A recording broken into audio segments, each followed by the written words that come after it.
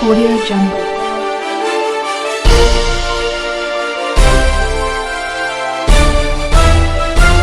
Audio Jungle.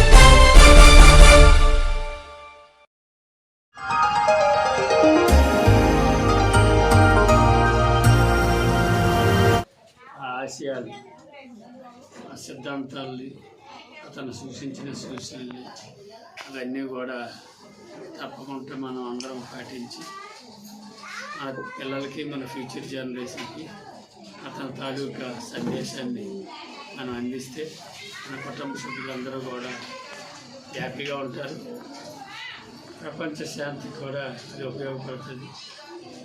Buddha తాలూకా ఆశీస్సులు యావత్ ప్రపంచ ప్రజలందరికీ, కులాలకి, మతాలకి, పార్టీలకి, ప్రాంతాలకి అతీతంగా అందరికీ కూడా దేవుడు కనుక ఆ దేవుని ఆశీస్సులు అందరికీ అందించి మంచి బుద్ధిని ప్రసాదించి ఉన్నతమైన స్థితిలోకి ఫ్యూచర్ జనరేషన్ కూడా నేటి తరం ఫ్యూచర్గా ఆశయానికి కట్టుబడి బాగా పనిచేయడానికి బాబాసాహెబ్ అంబేద్కర్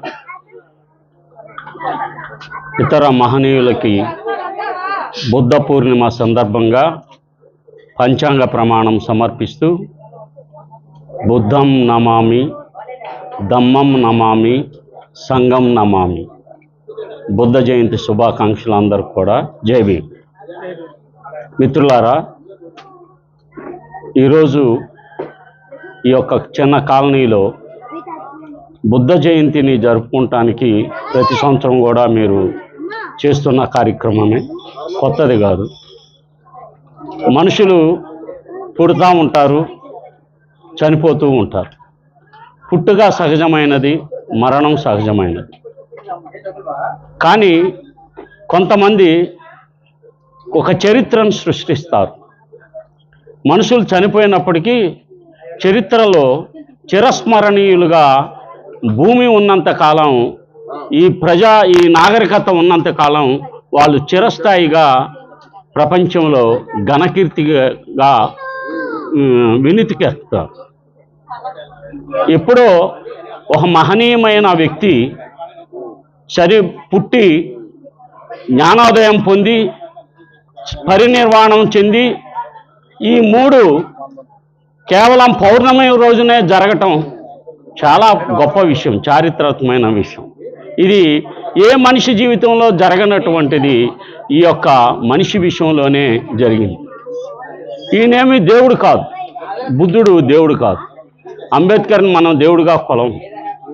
ఒక సామాజిక విప్లవకారుడిగా అంబేద్కర్ని ఏదైతే దృష్టిలో చూస్తామో, 2500 సంవత్సరాల క్రితం ఒక గొప్ప సామాజిక విప్లవకారుడు, ప్రపంచంలోనే మొట్టమొదటి సామాజిక విప్లవకారుడు ఈ రోజునే పుట్టాడు. ఆయనే గౌతమ బుద్ధుడు. ఎందుకు గౌతమ సిద్ధార్థుడు బుద్ధుడుగా మారాడు, అది చాలా స్పష్టంగా తెలుసుకోవాల్సిన అవసరం ఉంది. సమాజంలో దుఃఖం ఉంది. దుఃఖం అంటే ప్రజలు ప్రేమతోనూ సోదరభావంతోనూ లేకుండా శత్రుభావంతో ఉంటున్నారు. ఆర్థిక ఇబ్బందులు కలిగి ఉంటున్నారు. చాలా కోరికల వలన వాళ్ళు సతమతమైపోతున్నారు. ఈ దుఃఖానికి కారణం సామాజిక అణిచివేత, ఎక్స్ప్లాయిటేషన్, సోషల్ ఎక్స్ప్లాయిటేషన్. అది ఆ రోజుల్లో వైదిక మతమైన వర్ణ వ్యవస్థ ఈ దేశంలో ప్రజల్ని ఇబ్బంది పెడుతుంది. కనుక బుద్ధుడు ఏమన్నాడంటే, చర్తవే బిక్కచారికం బహుజన హితాయ బహుజన సుఖాయ. బహుజనులందరూ సుఖంగా సంతోషంగా ఉండటానికి ఏం చేయాలి? దుఃఖ నివారణ చేయాలి. అంటే ఈ వర్ణ వ్యవస్థని కూల్చివేయాలి అని చెప్పి భగవాన్ బుద్ధుడు చెప్పి ఉన్నారు.